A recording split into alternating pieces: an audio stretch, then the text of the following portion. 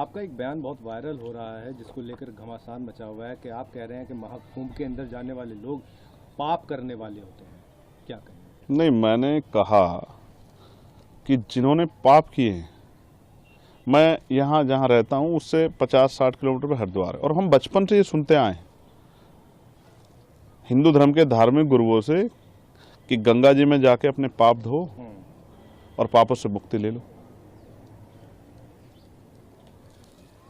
ना मैंने पाप किए हैं, मैं तो अपने हक वंचित समाज को उनके पैरों पर खड़ा करने के लिए, उनके साथ जो जुल्म हो रहा है उसको रोकने के लिए काम कर रहा हूँ। तो मुझे पाप धोने की जरूरत नहीं है। और रही बात, हमारी पार्टी का स्टैंड स्पष्ट है। जिन संतों गुरुओं महान पुरुषों के रास्ते पे, विचारधारा पे हम लोग चलते हैं। हम पाप और पुण्य में बहुत भरोसा भी नहीं करते, हम तो कर्म में भरोसा करते हैं। तो जिसको परेशानी हो वो, जिसकी पार्टी का एजेंडा नहाने धोने का है, जिस पार्टी का एजेंडा जो है धार्मिक एंगल का, उनको परेशानी होती है तो हो, मुझे इससे कोई फर्क नहीं पड़ता। मैं तो सतगुरु रविदास जी महाराज को मानने वाला व्यक्ति हूँ। मन चंगा तो कटौती में गंगा। मैं क्यों जाऊँ मथुरा काशी, मैं बेगमपुरा का वासी। मेरा मन साफ सुथरा है तो मुझे कहीं जाने की जरूरत नहीं है। मेरा मन इस देश के प्रति, इस देश के लोगों के प्रति, गरीबों के प्रति, किसानों के, कमजोरों के, हर व्यक्ति के सम्मान के लिए और उनकी परेशानियों को हल करने के लिए। बाकी जिसको जो सोचना है, कहना है, वो कहता रहे, मुझे इससे कोई फर्क नहीं पड़ता। मैं अपनी बात पर तटस्थ हूँ। वहाँ इतने मंत्री, साधु संत और मुख्यमंत्री, खुद प्रधानमंत्री को न्योता मिल गया, तो वो सब जा रहे हैं, तो क्या वो सब पापी हैं? देखिए, मेरी बात सुनिए। जब वो वहाँ जा रहे हैं और आपने याद दिला दिया, तो मैं मुख्यमंत्री जी से कहूँगा, प्रधानमंत्री जी से, जब वो जाएं तो इलाहाबाद में जो लाशें कोरोना काल में हमने देखी थी, उन लोगों के लिए भी, जिनका अंतिम संस्कार भी नहीं करा, उनके लिए भी प्रार्थना कराएं। क्योंकि वो आपकी सरकार की निकम्मेपन की वजह से हुआ था। आप मेडिकल फैसिलिटी नहीं दे पाए थे। जिन लोगों को चिता नसीब नहीं हुई, क्योंकि हिंदू धर्म में तो कहा जाता है कि उनको अग्नि जो है उनके पार्थिव शरीर को मिल, जिनको नहीं मिल पाई उनके लिए भी प्रार्थना कर लेना, अगर आपकी आंखें खुल जाएं। तो मैं तो स्पष्ट तौर पर कहना चाहता हूं सरकार को और मुख्यमंत्री जी को कि जितना पैसा उन्होंने इस कुंभ में लगाया, अगर उतना पैसा वो इस प्रदेश की चिकित्सा, शिक्षा और रोजगार देने में नौजवानों को लगाते, तो बहुत सारे लोगों के परिवारों के आंसू सूख जाते, बहुत सारे लोगों को न्याय मिल जाता, बहुत सारे लोगों को आगे बढ़ने का अवसर मिल जाता। उसमें तो सरकार फेल दिख रही है। नहीं तो सीधा सीधा मंत्री, कई सारे लोग कह रहे हैं कि महाकुंभ पर जो इस तरह की बात कर रहे हैं चंद्रशेखर, वो कौवा है, बाग में बैठे हुए कौवा है, जबकि सब लोग कोयल की भाषा बोल रहे हैं। अब ये सरकार इंसानों की रखवाली नहीं कर पा रही, पशु पक्षियों की क्या रखवाली करेगी? मैं स्पष्ट तौर पर कहना चाहता हूं कि सरकार फेल है। और जो मंत्री और सरकार के लोग जा रहे हैं, मैं उनको बस याद दिलाऊंगा कि जब वो जाएं तो सनी आज जिनकी मुजफ्फरनगर में पीट पीट के हत्या कर दी, उनके लिए भी प्रार्थना कर लें। जब वो जाएं तो जिनकी 5 लोगों की, मुस्लिम समाज की, यहाँ मेरठ में हत्या कर दी, उनके लिए प्रार्थना कर लें। वो जो बच्चा जिसने पार्लियामेंट के सामने जाकर जितेंद्र ने खुद को आग के हवाले कर दिया न्याय न मिलने पे, बागपत के, उस बच्चे के लिए भी प्रार्थना कर लें।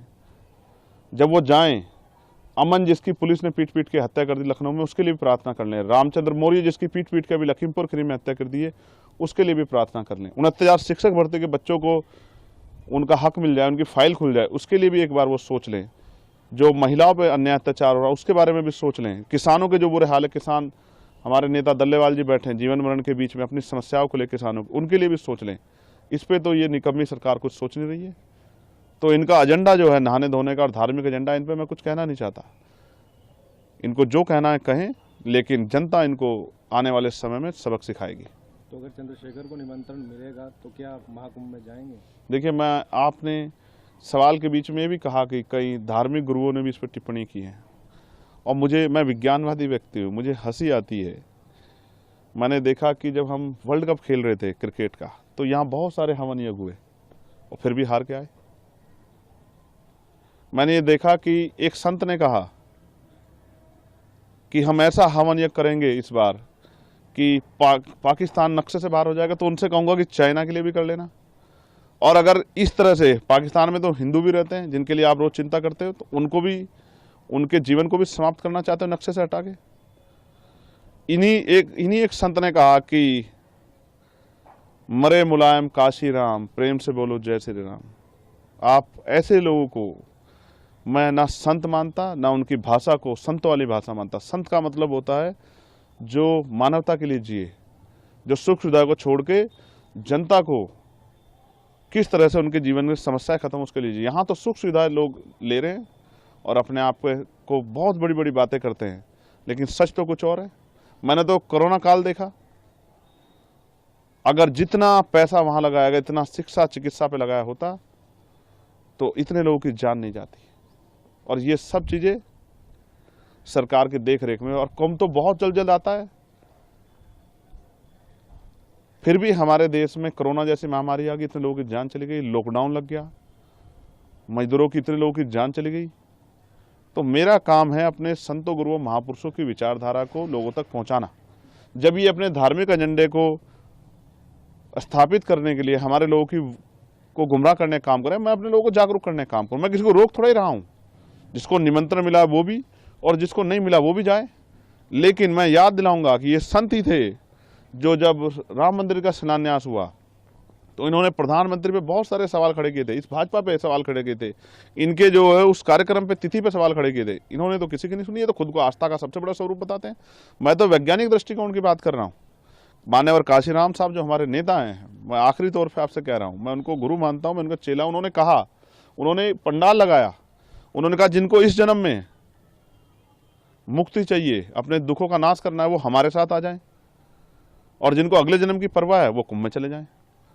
तो मैं तो इसलिए आपसे कहना चाहता हूं कि मान्यवर काशीराम साहब ने रास्ता दिखाया, अगर दलित, पिछड़े, आदिवासी, अल्पसंख्यक समाज के लोग, मुसलमान, जैन, सिख, बौद्ध, ईसाई, पारसी, उनके साथ जो हिंसा हो रही है, उनके साथ जो जुल्म हो रहा है, उनके अधिकारों पर जो हमला हो रहा है, अगर उनको अपनी समस्याओं से मुक्ति चाहिए, इस जीवन में अच्छा जीवन चाहिए आत्मसम्मान का, तो उनको आजाद समाज पार्टी के साथ, चंद्रशेखर के साथ आना चाहिए, तभी उनका भला हो सकता है। बाकी तो ये तो चलता रहेगा। सरकार जिस एजेंडे की सरकार है, जिस विचार सरकार, वो उस पर काम करेगी, और वो अपना काम कर रहे हैं, हम अपना काम कर रहे हैं। इससे किसी को परेशानी नहीं होनी चाहिए। और बाकी मैं सबकी आस्थाओं का सम्मान करता हूँ। मैं तो संविधानवादी व्यक्ति हूँ। मैंने किसी को कब कहा कि भाई आप जाओ ना जाओ। मैं तो ये कह रहा हूँ कि मैं अपने गुरुओं संतों की बात पर खड़ा हूँ। मन चंगा तो कटौती में गंगा, जिसका मन साफ सुथरा है उसको कहीं जाने की जरूरत नहीं। नहीं, आप उसमें आपके बयान में कह रहे हैं कि जिसने पाप किया होगा वही जाएगा। तो मैं फिर आपको दोहराऊंगा, मैं यहाँ रहता हूँ, मुझसे 60 किलोमीटर पे हरिद्वार है, गंगा जी का स्नान करने लोग जाते हैं। ये हिंदू धर्म के धार्मिक गुरु ये भाषा बोलते हैं, कहते हैं यहाँ स्नान करोगे, डुबकी लगाओगे तो आपके पाप दूर हो जाएंगे, ये हवन यज्ञ करोगे तो आपके ग्रह सब ठीक हो जाएंगे, आपकी समस्याएं खत्म हो जाएंगी, आपका जीवन लंबा हो जाएगा। मैं तो वही बात कह रहा हूँ जो ये कहते हैं। मैंने क्या गलत कहा? लेकिन मैं नहाने धोने की राजनीति नहीं करता हूँ। मैं लोगों को सही पथ पे ले जाके उनके दुखों की मुक्ति के लिए राजनीतिक सत्ता के बगैर, और उनको जब तक आर्थिक सशक्तिकरण नहीं होगा, सामाजिक भेदभाव खत्म, तब तक बदलाव नहीं हो सकता। मैं तो अपने काम पे अपने उस विचार को, महापुरुषों विचार को आगे बढ़ाने का काम कर रहा हूँ।